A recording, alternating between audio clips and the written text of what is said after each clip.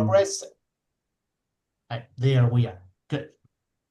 I try to speak English. Well, No, first, I apologize for the dean is not here, but is with the DNI trouble. She's trying to fix it in a public office, and for me, it's a pleasure to be with you. I think it is a very interesting matter that we are trying today. And in fact, in our faculty, we are trying to put together a team regarding the AI, the AI problematic, let's say, or the AI issues, because we all know that the AI it's related with every field of knowledge, in not only in the university, but in all the society. Bueno, voy a pasar al español. Es verdad, nosotros estamos, digamos, en cierta manera preocupados, pero también maravillados por todo lo que implica la inteligencia artificial. Somos conscientes de que estamos en una verdadera bisagra histórica. Todo indica que va a haber un cambio de época, eh, quizás debido a todo el crecimiento tecnológico, pero particularmente la inteligencia artificial es donde están convergiendo todos esos desarrollos tecnológicos y es lo que se ve como mascarón de prueba del progreso tecnológico. Y desde la facultad y desde algunos grupos de estudios estamos, por supuesto, no es un abordaje muy original, hay muchos sitios que lo están haciendo, ver qué impacto tiene esto sobre la sociedad entera, sobre todos los campos del saber, como decía, y particularmente en lo que refiere a la educación. Hoy decir,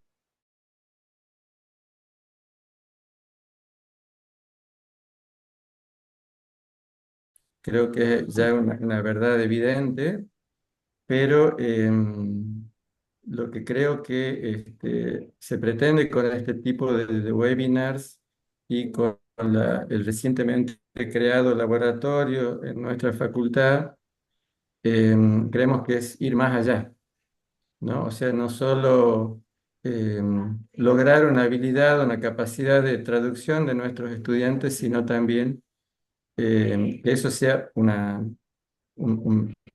poner pie en un mundo al que abre el lenguaje, ¿no? Un mundo de intercambio, de cultura, de conocimientos, de apertura a otras realidades que esperamos que desde el centro y desde actividades como estas podamos llevar adelante y en esto queremos que estén seguros, que sepan que desde la facultad, desde toda la universidad vamos a apoyar este tipo de iniciativas con todos los recursos que tengamos a nuestro alcance y que no son solo palabras, ¿no? Queremos que sea real. De nuestra facultad particularmente tenemos varios programas de intercambio con Europa, con Italia, Alemania, Francia, España y esperamos que estos intercambios también se puedan extender a Inglaterra, aprovechando estas oportunidades.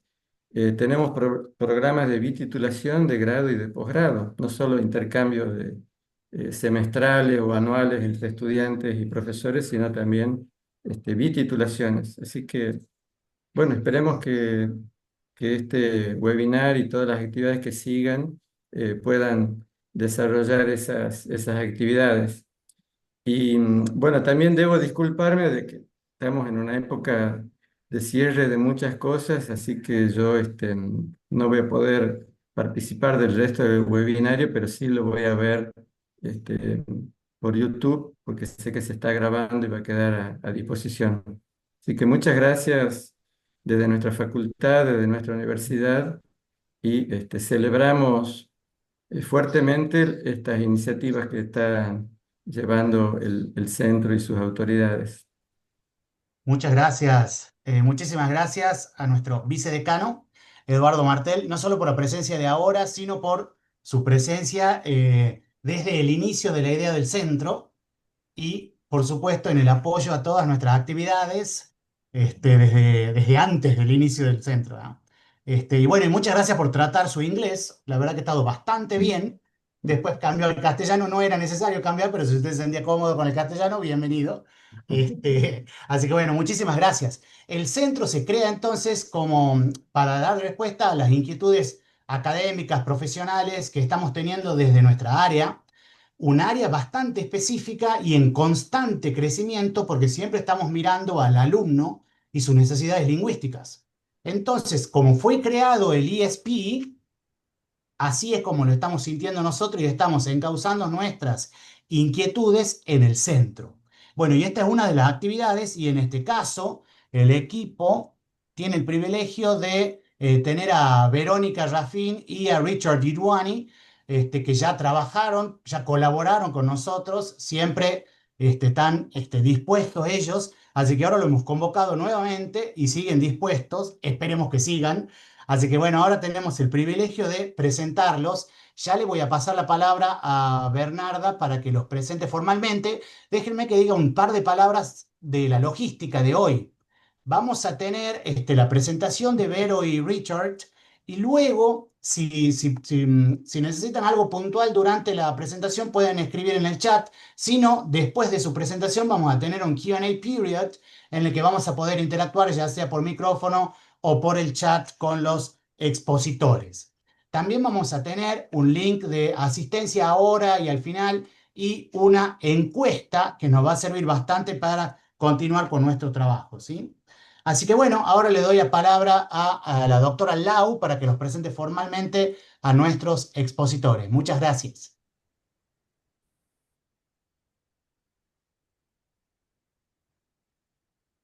¿Estás, mu- No sé si está Bernarda por ahí. estás muteada, Yes. Laura? Ujú. Yes. Okay, there we go. Let's switch to English now. So, good morning, everyone. It's a pleasure to welcome you this morning. And thank you, Richard and Veronica, for being part of today's webinar. We are honored to have you here with us. So, just a few words now to help us get to know you better now. Yes.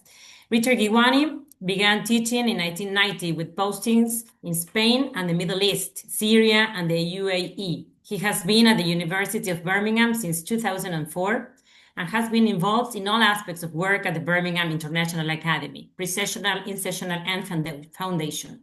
Alongside teaching, he has been involved in language testing, having spent a number of years in Trinity College London and IELTS.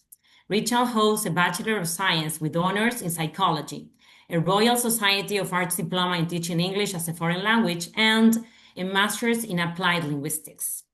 Verónica Raffin has also been involved in different EAP programs at the University of Birmingham, where she currently works. She has also taught and contributed to English language programs ESOL, EFL, ESP, EAP in Argentina, the USA, and Kurdistan. Verónica holds a degree as professor in English from Universidad Nacional de Tucumán, a master's in education from South Carolina, and also a postgraduate certificate in teaching English for academic purposes. Both are now part of the team responsible for running the pre-sessional English programs at the Birmingham International Academy at the University of Birmingham in the United Kingdom. As EAP pre-sessional program managers, they oversee curriculum and assessment development and implementation, as well as the overrunning of the pre-sessional English programs, among other responsibilities. So very impressive, right? So with that being said, we now invite Richard and Veronica to begin with the presentation. And so the floor is yours. Thank you very much. It's I don't know if Veronica wants to say something here now, but there'll be lots of opportunities to hear both of us. But thank you very much for your warm welcome. It's very nice to be sharing with people on the other side of the world. You know, we're all colleagues in the same profession, and it's good that we've got an opportunity to share our practice, and that's the aim of today, is to show you what we do as part of our assessment planning for our main program, and how where we are now has been informed by the rise of AI and the contribution it's making to teaching and to learning, but also the impact it's having on assessments. So that's the aim. The title there, as you can see there, is the case study of our UK university course. So if we have a plan for today, so I don't know if you want to move to the next slide there, Veronica.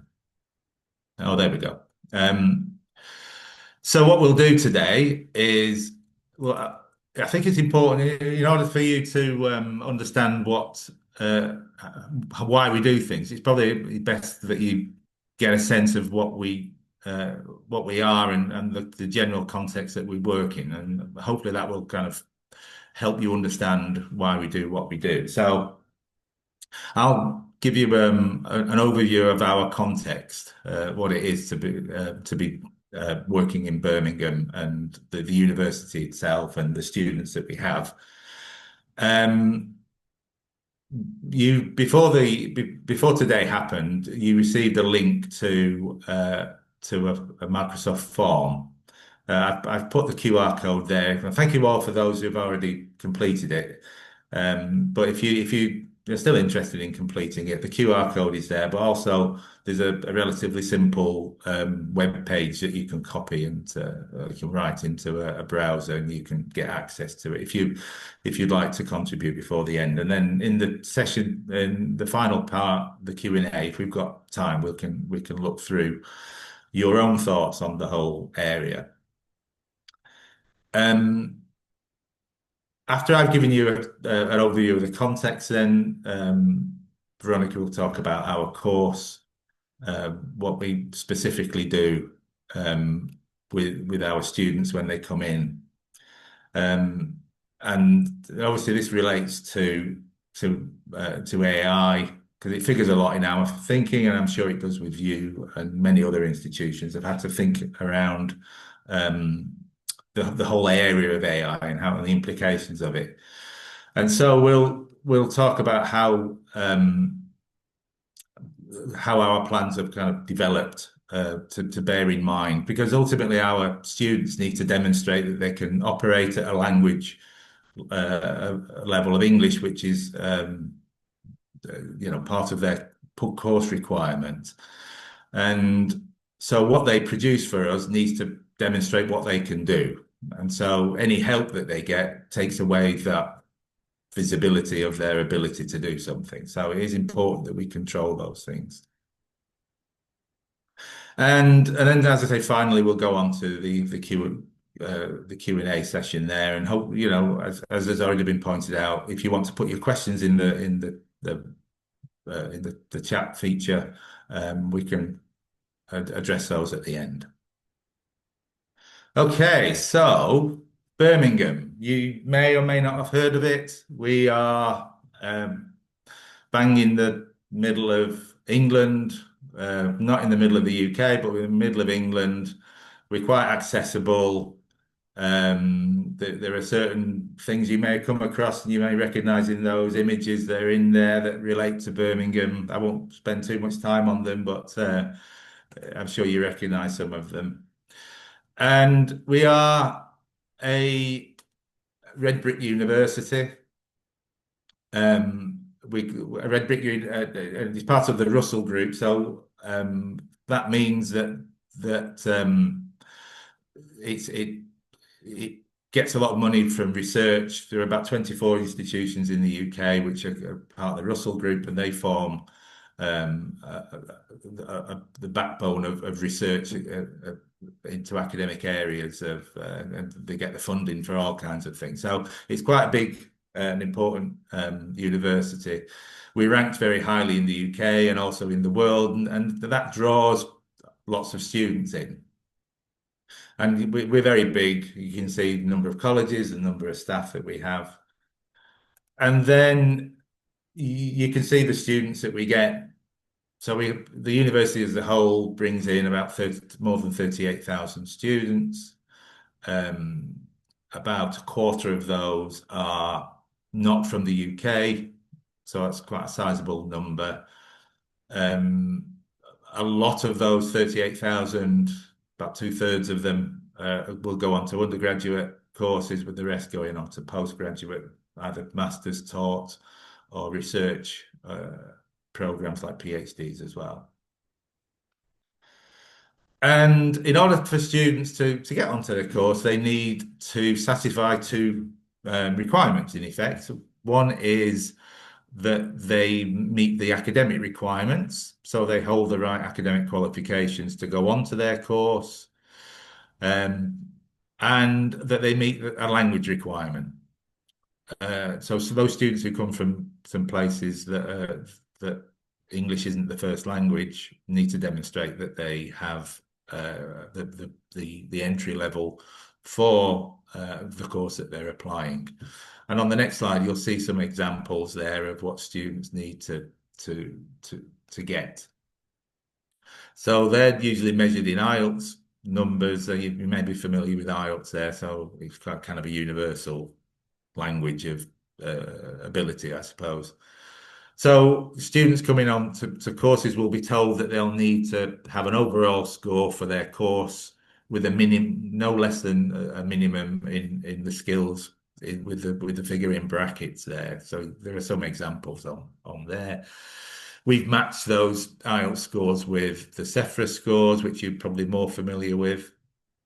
And then our scores, the BIA percentages, we've created a scoring system that follows those gradings that the IELTS and the CEFRA produce. So you can see there's a lot there that comes together in order to for students to come to us. So students who don't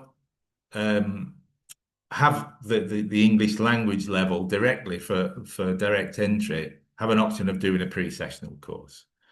Now I'll hand over to Veronica for that, because she'll talk more about the specifics of that. Thank you. So this is where we come in then, because as Richard was saying, so students might have the option of taking another test and another test until they meet the minimum requirement that they need to access a course. Or what they can do is they can come to do a pre-sessional with us. Now, Richard and I, as Bernardo explained earlier, are the program managers for the pre-sessional program at the BIA, the Birmingham International Academy. So the Birmingham International Academy sits outside the 5 colleges that we have at the university. It is a department within the University of Birmingham, but we are outside the colleges. And what we offer is the pre-sessional program that will allow students, international students whose first language is not English or whose qualifications are not in English, to get access to undergraduate and postgraduate courses. We also offer at the BIA, so there are 3 strands. The second strand is the International Foundation Program, which is a year for students who want to go into undergraduate courses. So there are certain students or certain qualifications that are not recognized for direct entry for undergraduate courses. Like, for example, if we had students from Argentina who have finished secondary school in Argentina, they would generally need a foundation year before they can start their undergraduate course. And we offer that for international students. And the third strand is academic English and academic skills that we offer for international students who are already at the university. So the assessments and the course we are going to be focusing on today is a pre-sessional, which is the course that Richard and I manage. So We said before that students can take IELTS or another test to get direct entry, or they can choose to do a pre-sessional.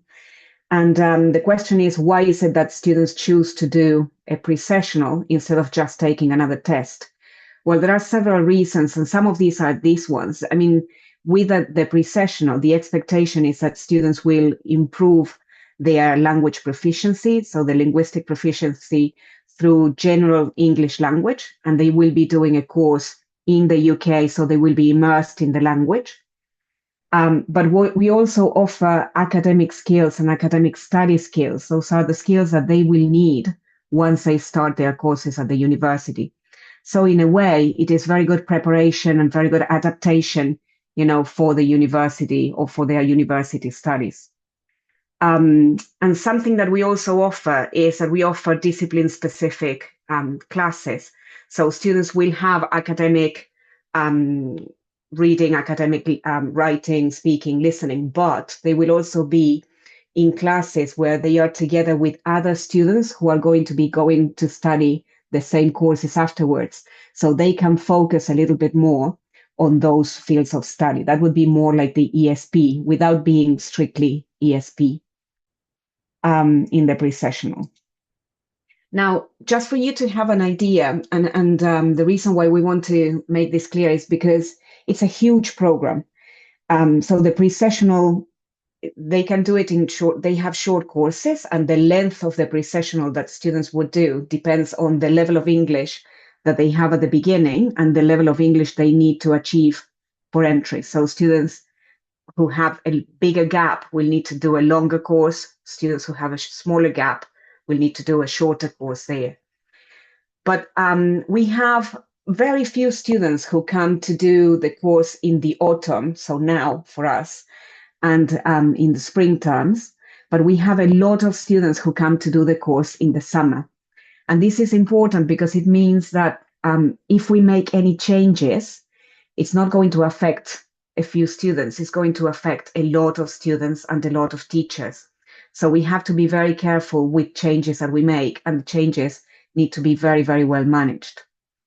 The pre-sessional programs are suitable for students going to postgraduate courses, undergraduate courses, foundation courses. And last summer, we had over 1,300 students just in the summer. Our most popular courses are the 10 and 6-week courses. And last year, and it has been like that since the pandemic, the online courses are more popular than the on-campus courses. Although, of course, during the pandemic, that summer, everyone was online. And then we have increasingly had more students on campus. Before the pandemic, we only had on-campus courses.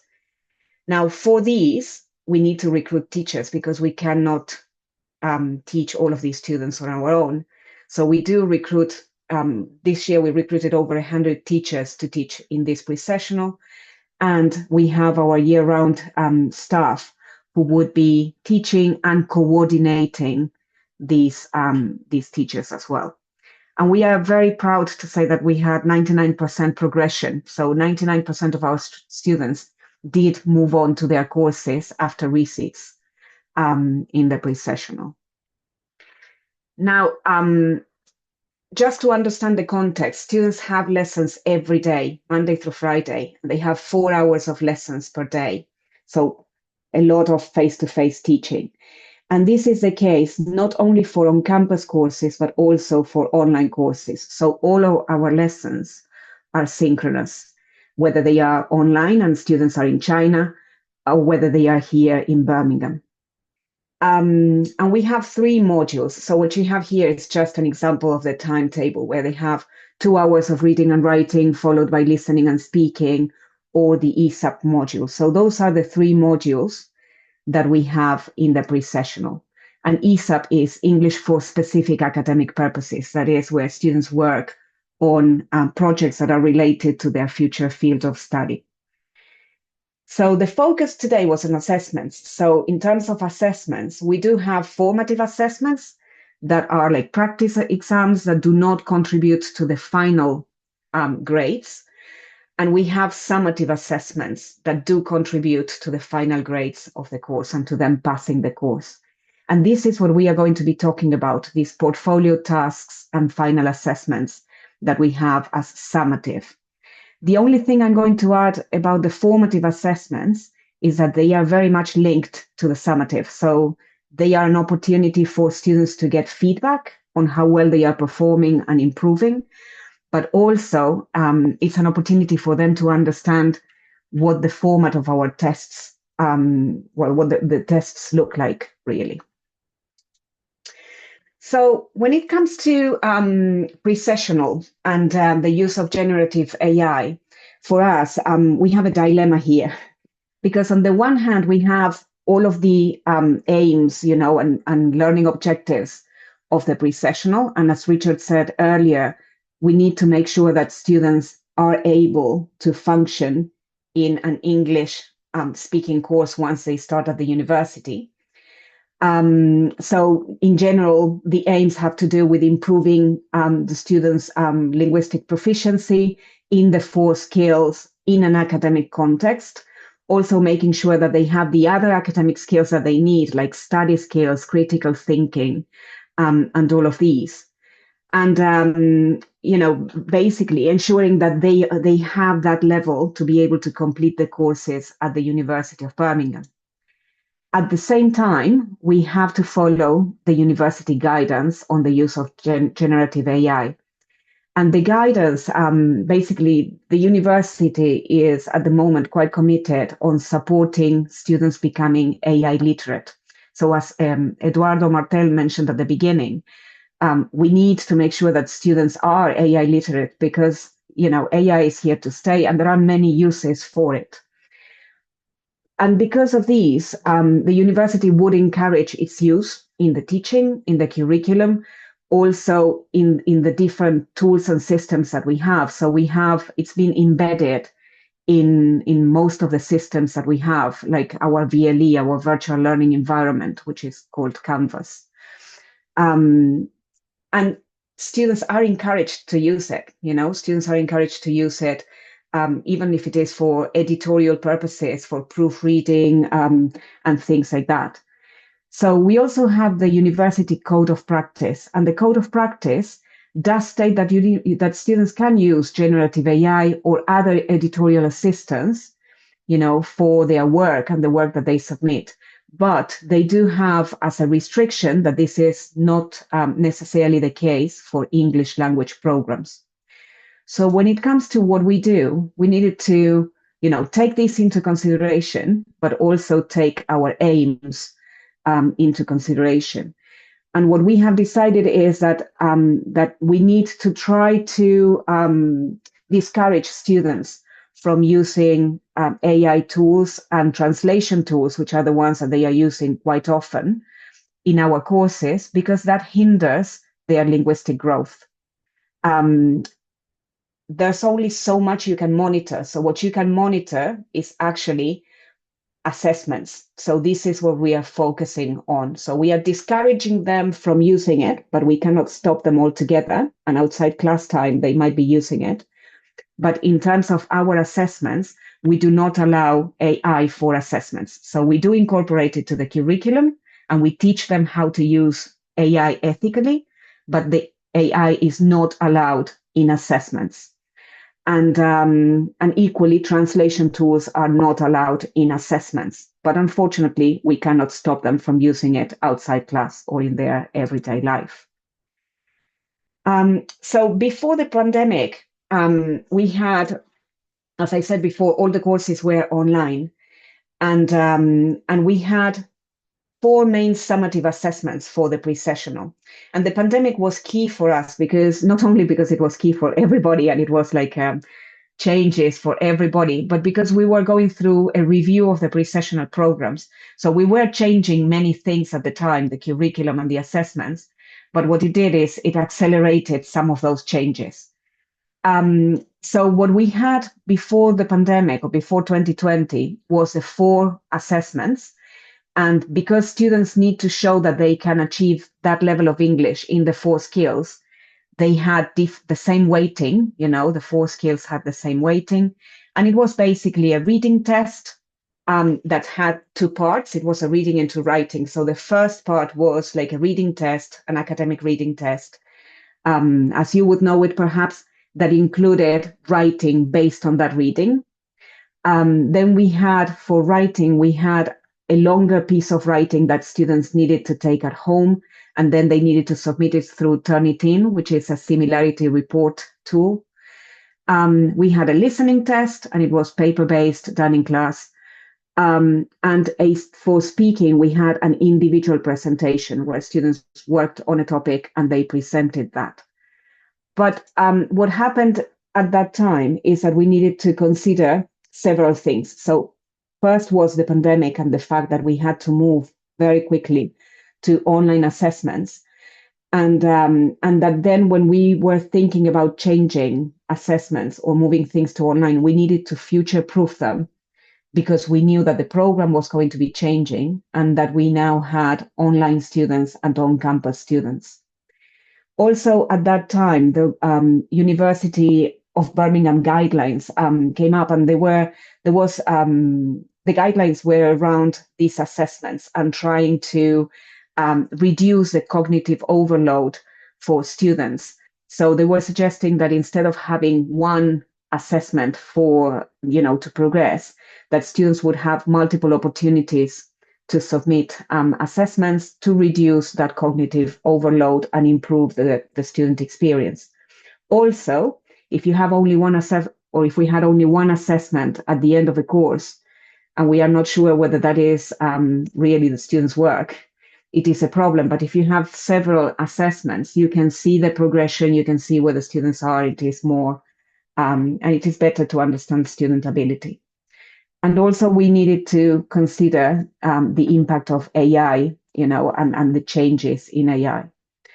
So from 2020, we started incorporating other things. So the main thing that we did is incorporate portfolio tasks into our assessments, and then change the format so that the reading would test only reading, not the reading into writing that we had before, and adding portfolio tasks. And then we kept a shorter writing test, and we are going to be telling you about these during the session.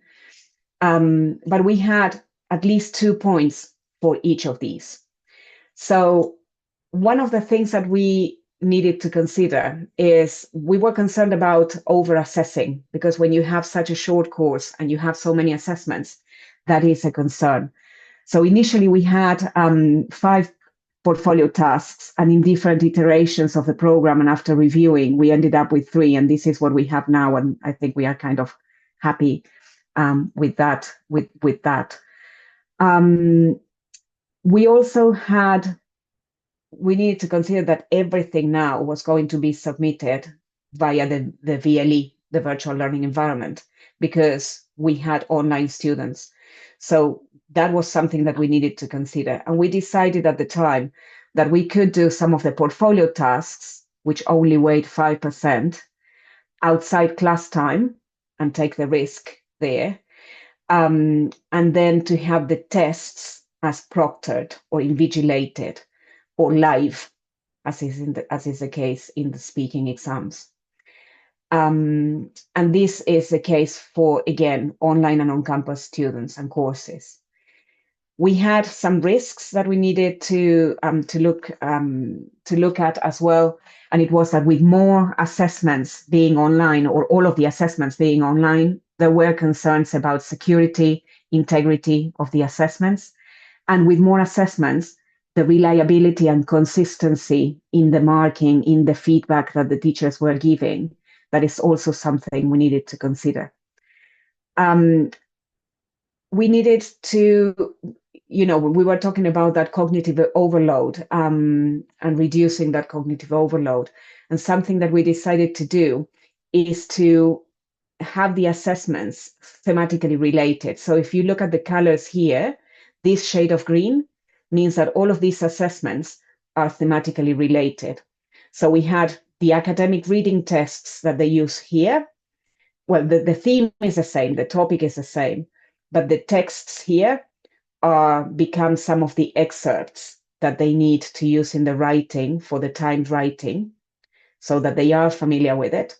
And some of the other excerpts in the timed writing could come from the curriculum, actually, texts that they have covered and studied in class. The listening test, which is the first one that they do, is also thematically related.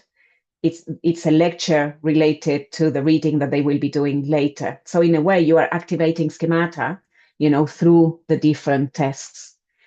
And the seminar discussion, where students have to prepare different texts, again, they are all related. Even if they are not the same texts, they are related. The portfolio tasks, portfolio task 1 and 3, relate to the group presentation. So they start working together in groups, in a project, ESAP-related project at the very beginning of the course. And these assessments are about that and relate to the group presentation that ends up happening at the end of the course. So we thought, with all of these assessments being online and so many teachers who need to give feedback and do the marking and everything, things that we need to consider is our mitigations, basically, that we need to put in place to make sure that we have that security and integrity of assessments. So we did have focus groups, attended webinars like everyone else to see what is it that other people were doing, what the suggestions were. And we decided that we were going to do these for our assessments. So to begin with, it was adding very specific or more specific rubrics and clearer instructions for students regarding the use of generative AI or the use of translation software. So it could be instructions, but also in the rubrics, letting them know that they could be marked down, if we find that they are using AI in their assessments. We also needed to incorporate, we felt, more reflection and experience. If they are going to be using AI for their assessments, it's more difficult for them to get, something through generative AI where they have to explain how they did something in particular, how they felt doing that something, how they worked together and collaborated. So it was more based on experience. We also decided to incorporate group work as opposed to only individual performance. And the rationale behind that is that by working in groups, if everyone understands in the group that they cannot use generative AI for this or that, they will be policing each other in a way and there is a group grade as well. So they will try to stop others from using tools that are not allowed in the assessments. We also incorporated digital tools that we had available to enhance that security. So I told you that students submit and take the assessments through Canvas, the virtual learning environment. So through Canvas, we could add passcodes to the tests, so they cannot access the tests before we are sure that they are ready to access the tests. We had incorporated lockdown browser, and we use Responders, which is a lockdown browser that doesn't allow them to open other windows once they are taking the test. So that gives additional security. And for the courses that were taken online, students had to use a second device for those tests. So they are taking their test using lockdown browser on their laptops, and they are using a phone with their cameras on Zoom, so that we can see it is the student that we know taking the test at their laptop. And then restricting times. So we felt that by giving students more time, they have more time to do other things or try other things. But if you restrict time, they need to focus a little bit more. And from the teacher side, we decided to focus more on standardization and moderation sessions for the examiners, for the teachers. So giving them clear guidance about what is acceptable, what is not acceptable, and sharing, with the coordination teams if they had any doubts.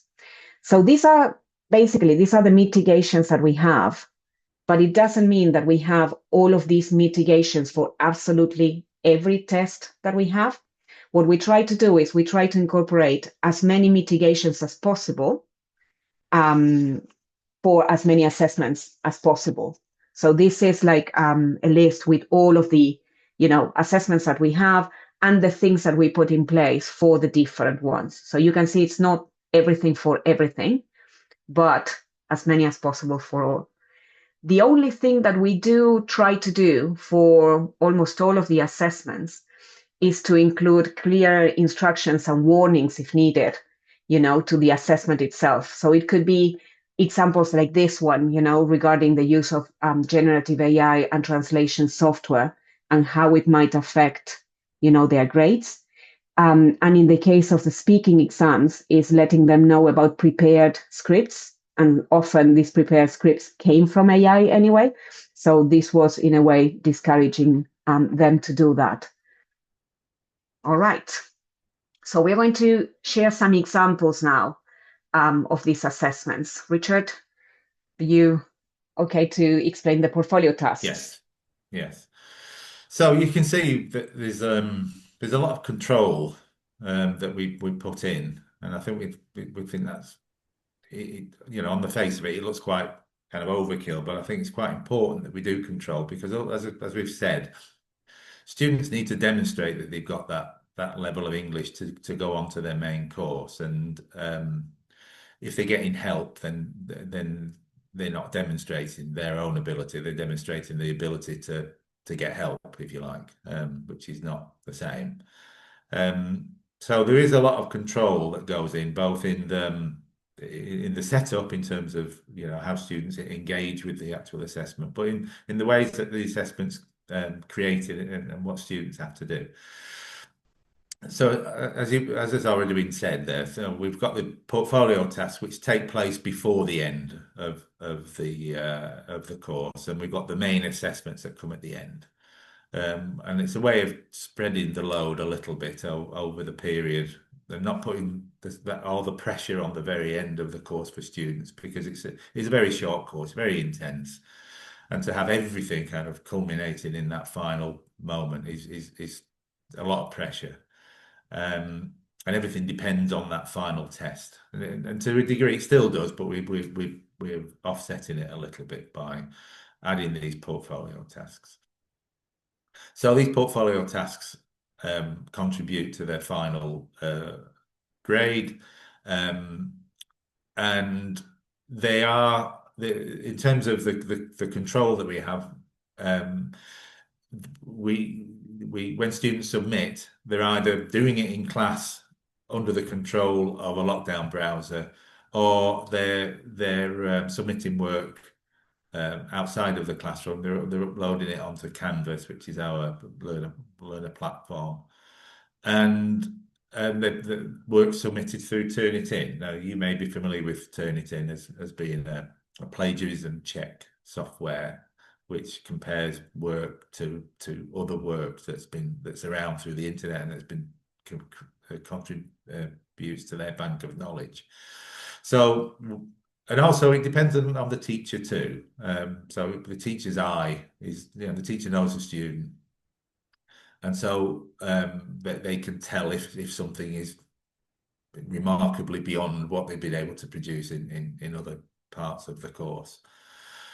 So that control comes in through that, but we also control the type of task that we do too. So we want students not to just simply produce a simple text on something. So if there are a couple of reflective tasks, as you can see there on in the portfolio task, but it's not so much we want them just to say what they did. We want them to reflect on it in a meaningful way, so that they're evaluating what they've done, or they're explaining or analysing or suggesting improvements, and those kinds of things that involve kind of higher levels, cognitive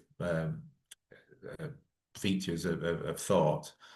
So it is important in that respect, because then it produces something that students have to do, really, and rather than an algorithm can produce for them. And so those portfolio tasks then are assessed by the teacher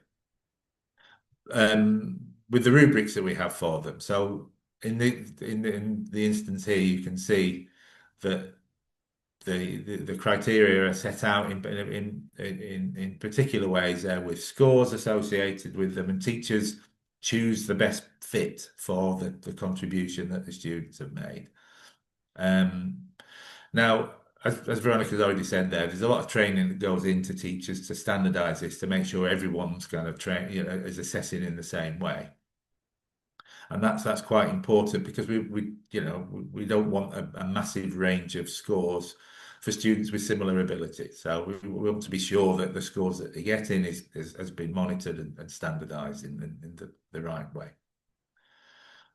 And so that structure is very typical of what we do. Now, when it comes to the summative, the main tests, we approach it in similar ways there. So they are proctored. They're done live. They're done with teachers invigilating. They're done through lockdown browsers, and access is controlled through timers and codes and what have you. The only one difference that's already been picked up is the online versus the on-campus, with the online students needing an extra phone, an extra device, that gives us eyes on what they're actually doing. On campus, they're actually in a room, so there are teachers who can wander around there and monitor in that way and invigilate. And it's much the same with the writing test. The students need to produce a text themselves. With the reading and the listening, there are a range of questions there that are either multiple choice, or they may have to fill in like 1 or 2 words to get the answer. With the writing test, they actually write the 500 word contribution on a title with supporting texts that help them produce that answer. And again, it's all controlled through kind of lockdown browsers and time allowances for the same procedures as before. So again, it's that strict control that we have over those tests. And then when it comes to the criteria for the reading and for the writing, it's probably difficult to see this on your screens, but it's a similar format there. We've got those different criteria that we measure, so things like task achievement, text organization, grammatical range and accuracy, plus their vocabulary. And then teachers will find a suitable fit for those categories within the criteria, and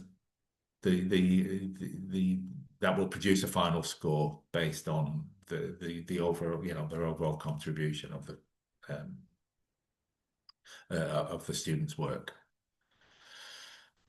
Okay, and we have seminars that come, but I'll leave Veronica to explain a little bit more about them.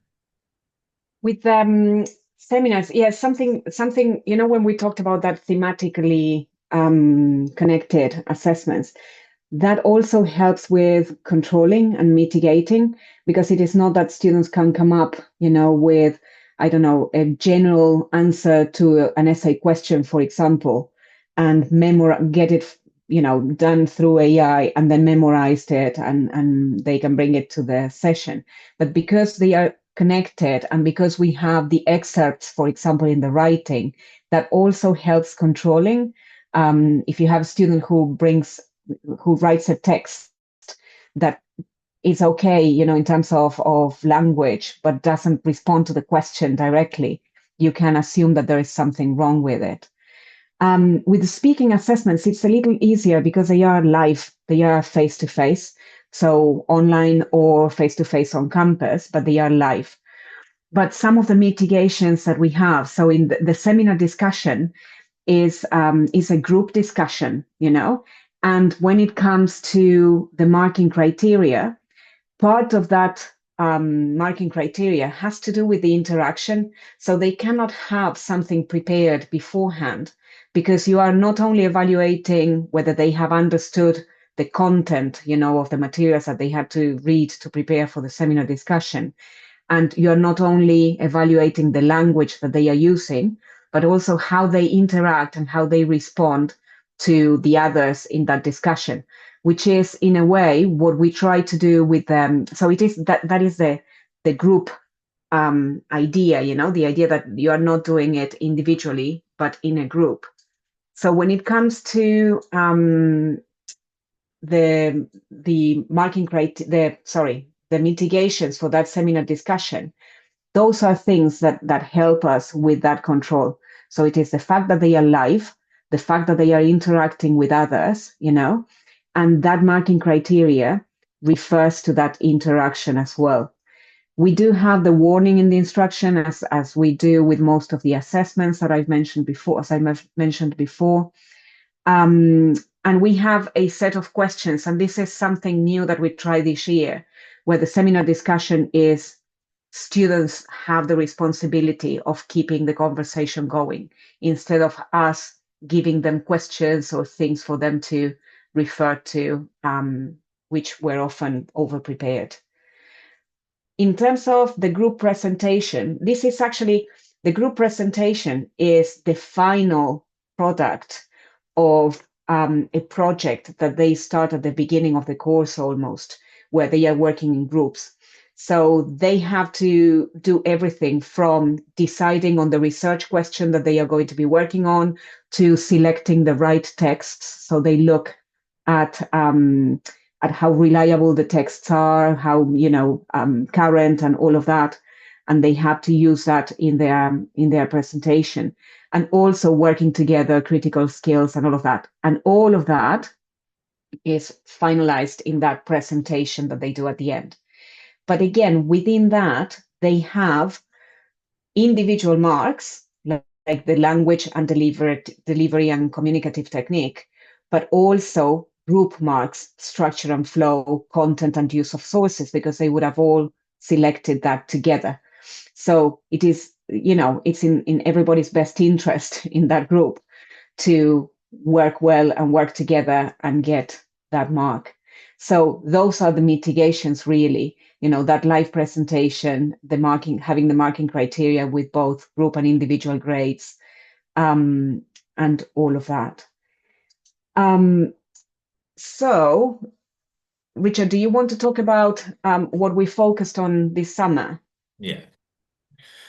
So as we were planning, so we're talking about our summer. So this is what we finished in September for us. So the main courses ended then, and our planning was for that course that has just ended.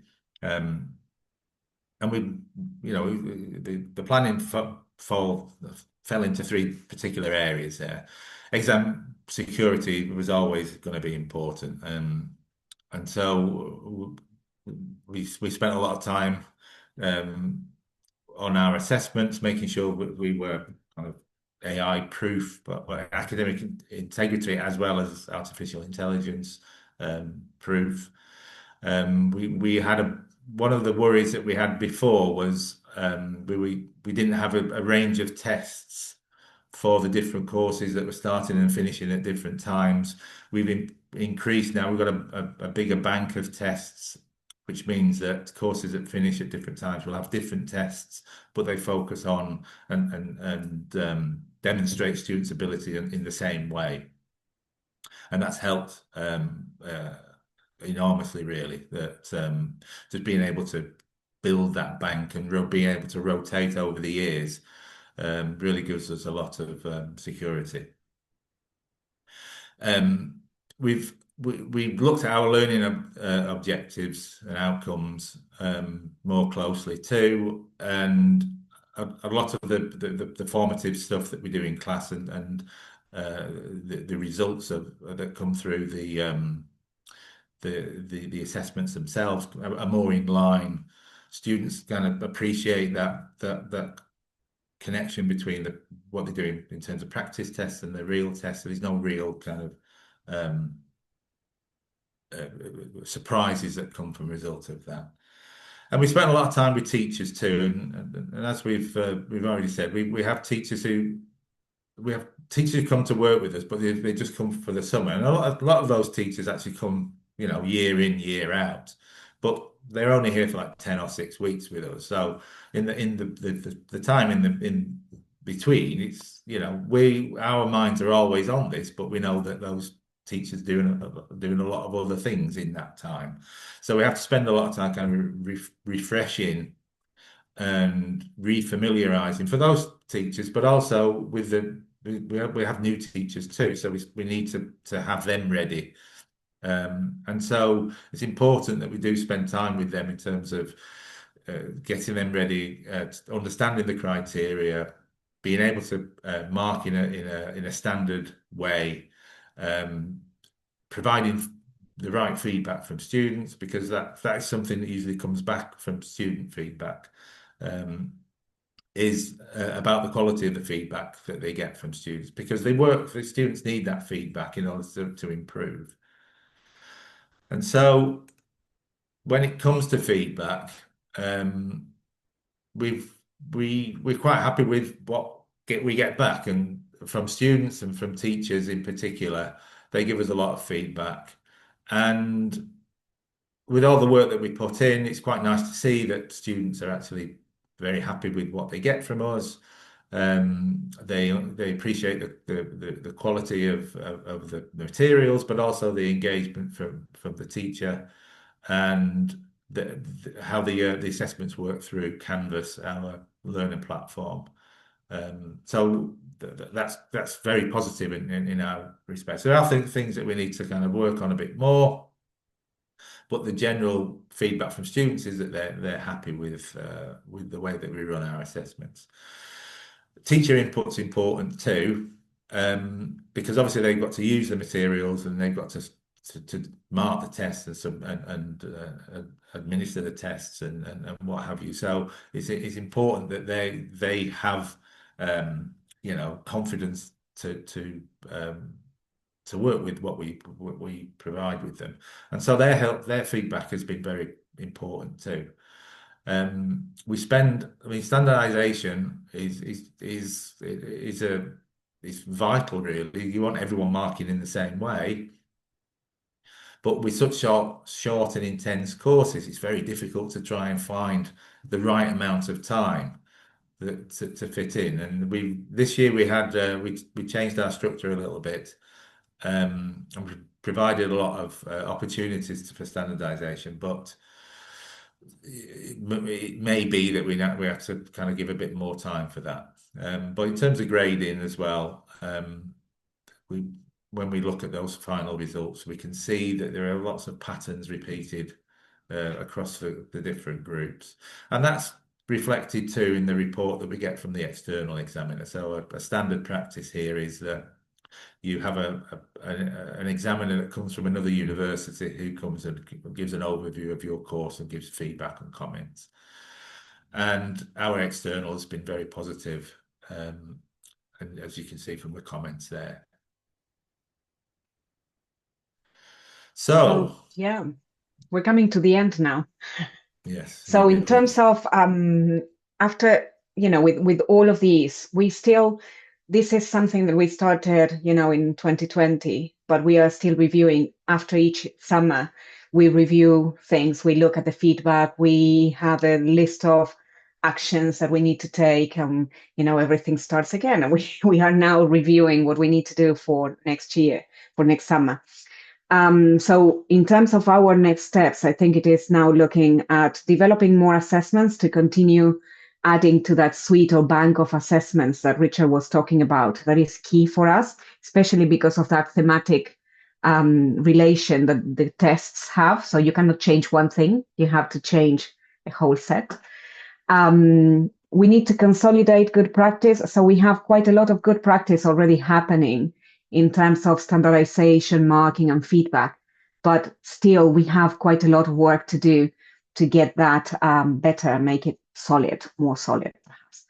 and nothing, and continue monitoring the development of digital tools, because we know that what we have now fits the purpose, but it might not do in a couple of months.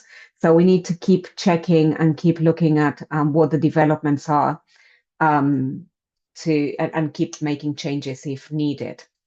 So our summary and conclusion, just that there is a delicate balance, between supporting students to become AI literate, because they have to, they will be using it in the same way many of you responded to that survey at the beginning. And many of you use it, we all use it. We are incorporating it. And perhaps our students are using AI more than we do, actually. So it is showing them and teaching them how to use it ethically, and how to use it, without cheating, and how to use it for their learning, for learning benefits and things like that. But at the same time, making sure that they understand that using it in this context of language development can hinder their language development. All of us here speak English, or speak at least 2 languages, and we know how important it is that we do it ourselves, that we use and develop the language ability. Again, another summary and conclusion at the same time is that we need to put these measures in place, and we try to put as many measures as possible in place. So using different things, as well as talking to students might help. And just to make sure that we continue doing things like this, like sharing, listening from others, seeing what other places are doing, sharing best practice as much as we can. I think that is also very useful. So that's it from us. We didn't use any sources per se, for the presentation, because it was based on what we do. We did wanted to share a couple of links with you, and then realize that you would need login details from the university to access things like the code of practice or the guidance on AI and stuff. So we decided not to add those. But what I have added here is our sources and tools that we have used for our assessment development.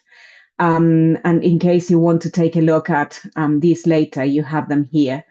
And we have shared the slides with Jorge and Bernarda, so I'm sure that you will be disseminating those later as well. So that's it from us. I don't know if there are any questions. Thank you very much, Vero and Richard. It was great. Every little slide is like a webinar in itself, right? Because you have a lot to say. Now I think we have a question here or a comment. I'm a university writing instructor, and a problem we sometimes face is that we are certain that a student has used AI to write an essay, but that is hard to prove. Even when the AI detection software, you cannot be 100% sure. Has something like this happened to you? Any thoughts? Yes. Yeah. I mean, I think that's I think that's the one that is probably most common to most people. A student suddenly produces a piece of work. One of the, I mean, from to future-proof these things, if that's the right term to use, I think one of the things we need to do is prepare assessments that control for these kinds of things.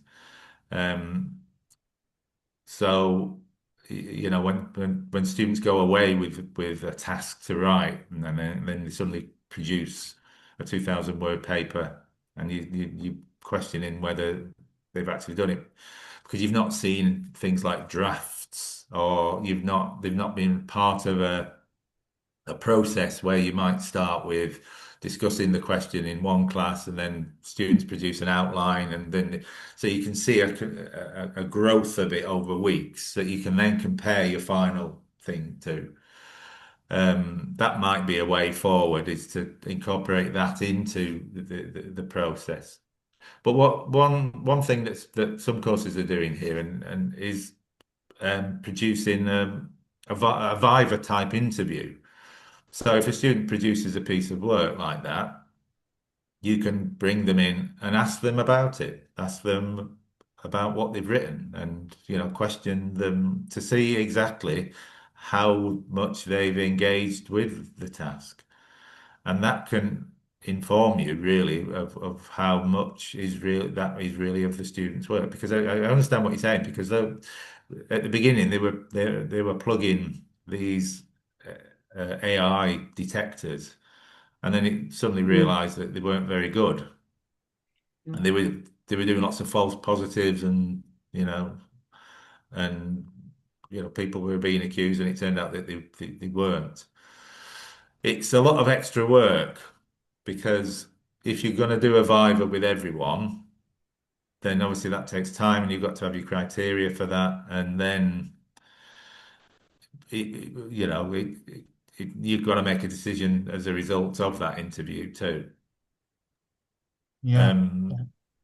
But I think having something where if you want to keep that format, if you want to do something that's a take-home type essay, then you're going to have to think about how you kind of control what they do. So it may well be that you have a series of activities that build up to the final thing, or it may be that you use the take-home part as being something kind of formative. So they do something that's formative that they have to write about and study about, but then you do a sit-down live exam based on the topic, that having studied that will help them write the answer. And if they haven't studied it, if they've used AI just to produce it and not engaged with it, then they're going to struggle with that kind of live assessment. So it has forced us to rethink how we go about doing our assessments and checking. So I don't know if that's helped in any way there. Good, thank you, Richard. I also liked Can I your add? idea Can I of the add something? yeah, sorry. Sorry, can I add something there, Jorge? Yes, of course. When Richard was talking about those submitting an outline, submitting a summary, that is something that they are using at the university, not only for international students, not only for development of language, My son has just started at the university here, and part of the assessments is that they need to submit the plan, and it is a 1,000-word plan. So it is like a very detailed plan of the essay that they are going to write. So that approach, that development, where you can see where they start and where they finish, is also useful. But in some of the other programs, for example, in the foundation year here, the BIA ones also are weighted. So they contribute, all of them or some of them contribute to that final grade. And in that way, you are taking some of the weighting from that final assessment, and you can incorporate the Viva or not, but at least you're reducing the weighting from that one and giving it to other stages of the assessments as well.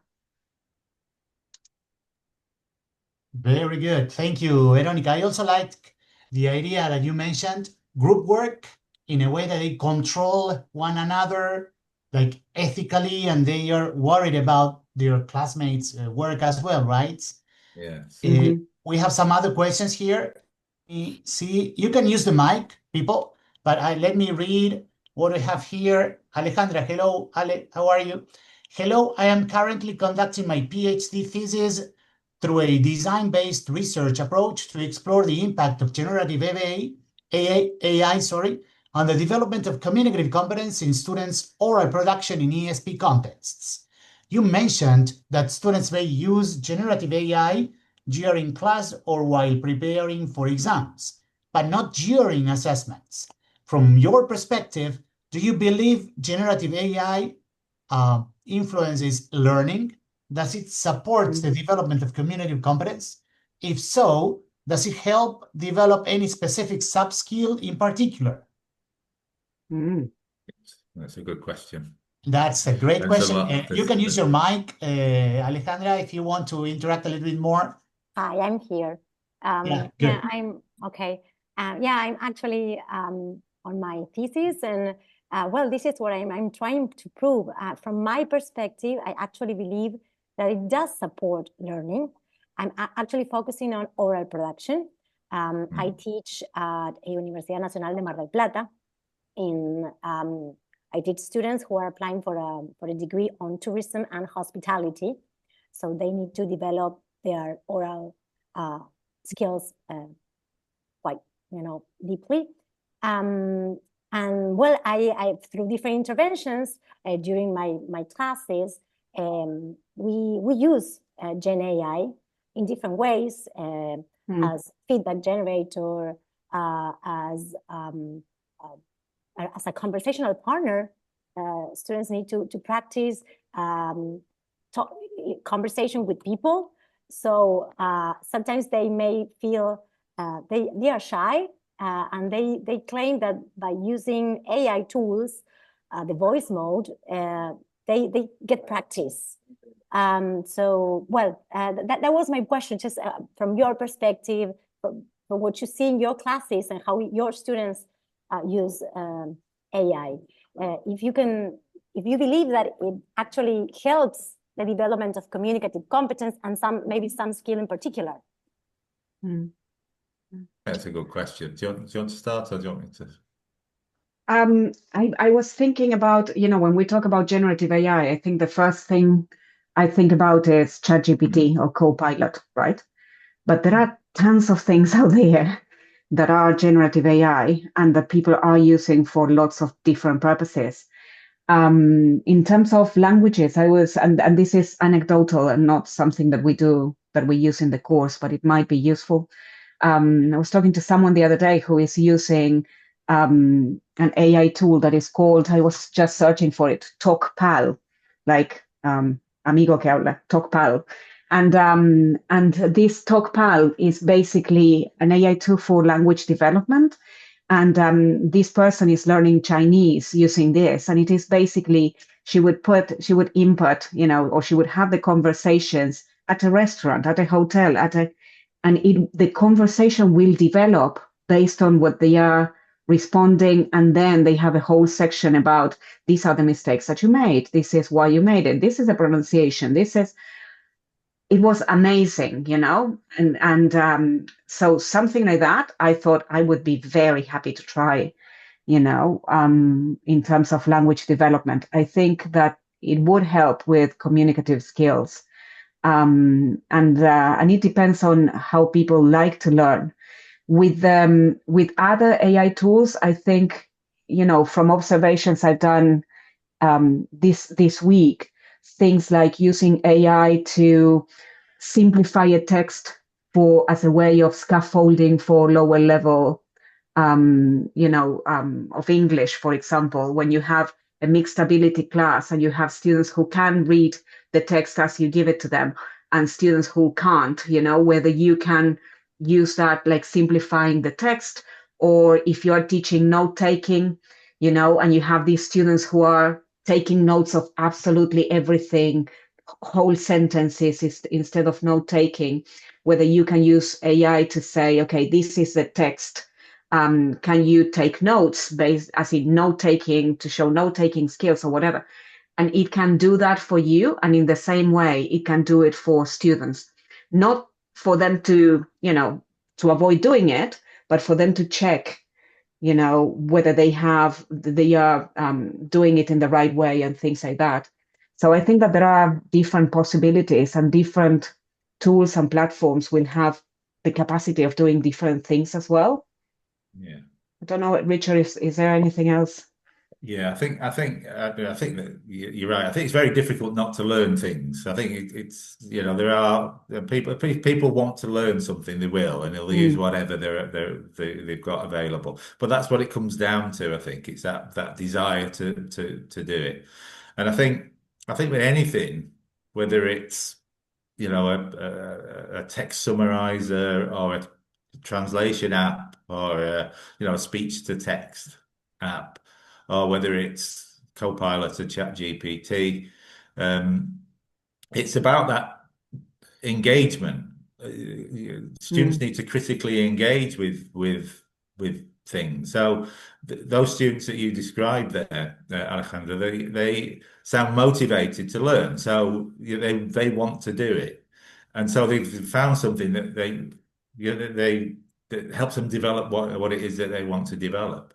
And I think that's key. I think it's that, it's the difference between the journey and the destination, isn't it? Learning. It's if you're thinking just about the end result, then that's one thing. But if you want to focus on how you can develop, how your own skills develop as a result, then that's a very different thing. And it involves lots of conversations with students, because students do things and they think often that they just need to get to the answer to what you need. So you say, here's a listening, tell me about this person who's listening, for example, and they can get that answer very easily by using a translation app, but it's not really the answer that we want. It's their ability to break down that stream of speech into meaningful kind of sounds that help them understand the language, and that trains their brain in order for future activities. So it often means that having those conversations with students, because they think they're doing something that's helping them, and it's not, in effect. But yes, it can. You can learn so much, whether it's there's an app that I've got on my phone. It's called, I've forgotten the name of it now. It's called History something or other.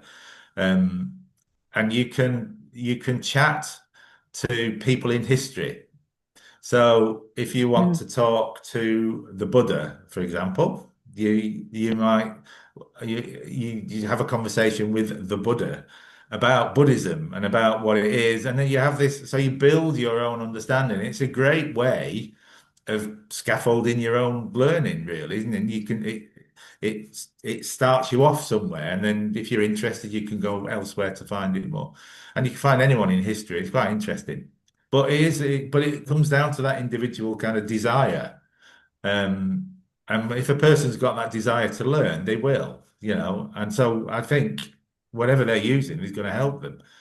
If they're using it to practice their pronunciation, that they'll find something that helps them, and then they'll give them the opportunity to say it themselves, and they can hear it alongside somebody else saying. And it's about communicability.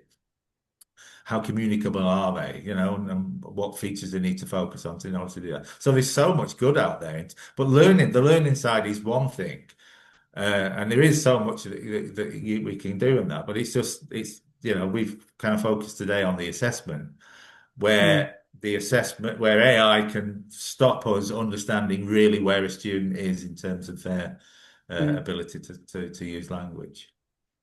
Yeah. Does that help with your question there, Alejandra? Yes, thanks a lot for sharing your perspective. Thank you, Alejandra. Keep us posted on your research findings, right? I will. Sounds quite interesting. Okay, people, any other question or comment? We're going to share the screen now with some QR codes. Alice? Okay, any other questions, people? Before we leave Richard and Veronica to go and have some mates or teas or whatever you want to have. Yeah.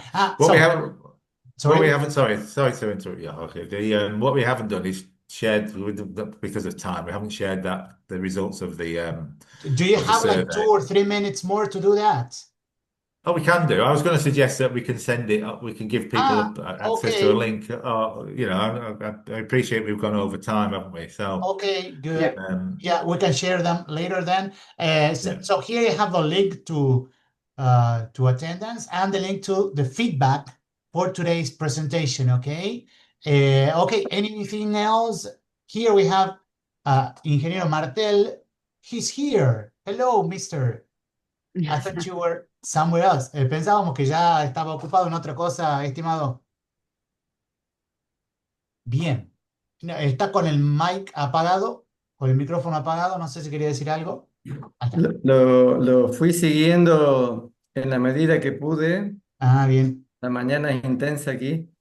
Pero sí, Bien. disfrutando del British English.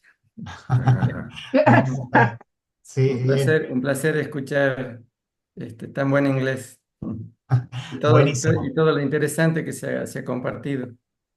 Bien, muchísimas gracias. Y hemos Muchas tenido gracias. colegas de distintas facultades y de distintas universidades del país, así que siempre bueno estar en contacto con colegas abiertos a compartir.